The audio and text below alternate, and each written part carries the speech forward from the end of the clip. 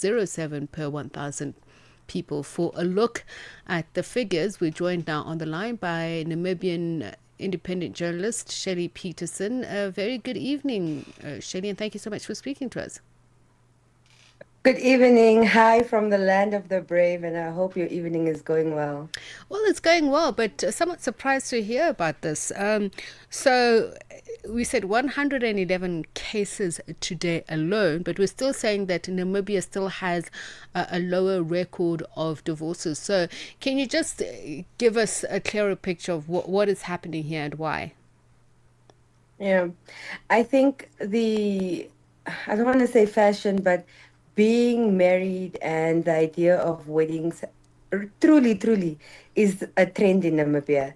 If you can look at weddings in December, in a church, you can have up to 20 brides and grooms getting married at once. So, a lot of the stuff, and as the report said, right, you have a lot of pastors who do marry young people, and I mean it's profitable. Churches make money off of weddings. Any officiants make money out of weddings. We also have the pressure of sort of the home, the idea of what a home should be, a wholesome home, is very much popular in Namibia. And after 1 or 2 years, 3 years at some after 5 years, 10 years, realize that actually I didn't get married for the right choices. So I mean, it's both the idea of what a marriage should like, that ideal, wholesome family image, but also just a money making scheme for a lot of people. You also have an increase of immigrants marrying Namibians to stay in the country. That's also been on the rise to the extent where our country has now. Put an amnesty on illegal immigrants in the country who can bring themselves to the forefront, and they can either leave the country or the country will find out a way to process them. So the number of divorces is also as a result of the wedding, the idea of what a wedding is or what a marriage should be and a family should be like. But also young people just realizing that getting married young is really not what they thought it would be, and the idea of what marriage should be. And I see your country introduced the Dissolution of Marriages Act 10 of 2024.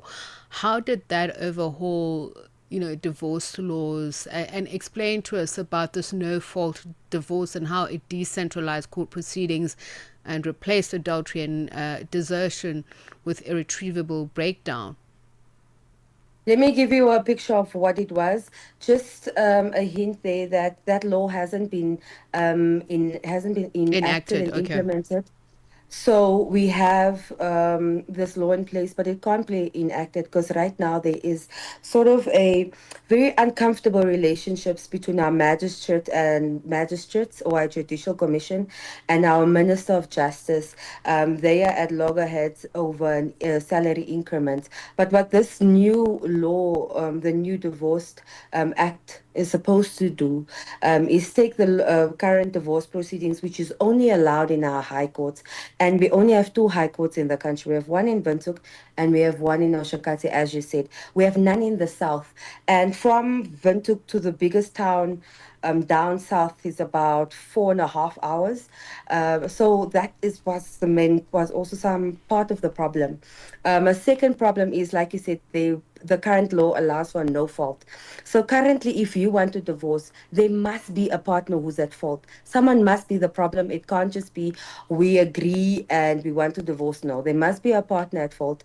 Secondly, in our current law, or the current divorce law that's still in place, is that there needs to be, so if you get divorced, you can't just move out of your house. You first have to come back to your marriage. It's called a restitution order. So you must come back and try to figure out what's wrong. So if it's a domestic, as if your divorce is as a result of domestic violence, it just puts you back in the problem that you're trying to solve. So it's very expensive. So you must have a lawyer. You must be in court at some point during your divorce proceedings. So it's very expensive. Someone needs to be a problem, and you will have to come back to the marital house, whether you want to or not, and solve the problem. So it's a very lengthy process. That process can take you, what, 2 to 3 years to get divorced. So the new law, which we hope will be implemented this year after the minister and the magistrates sort out their salary increments, hopefully then we will see a better divorce proceeding. But so then, does that mean that there is no concept such as a no contest divorce, where, as you mentioned, a couple can agree that they're just parting ways? So only now, with the 2014 act that was passed in Parliament, only now you can have a divorce proceeding where you both decided, listen, it's irretrievable, breakdown, we can't solve this, we can divorce. But before that, no. Remember, this is a pre-independence. This is a very apartheid law. That we haven't changed since now. It's 36 years of independence for Namibia. And then, I mean, 24 years later is when we decided, no, 34 years later is when we decided maybe we should change the law. And so it dragged a lot of couples through a lot of what they want to forget. They are constantly being dragged through during the court proceedings. And customary law, what is the state of customary law versus civil? I mean, customary marriage versus civil marriage in Namibia.